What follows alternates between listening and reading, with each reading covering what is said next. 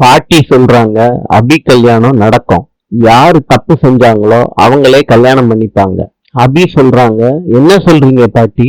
ராகவ் தான் மாப்பிள்ளன்னு சொல்றேன். பாட்டி, எங்க 2 பேத்துக்கும் ஒத்தே போகாது, அது எல்லாருக்கும் தெரியுமே.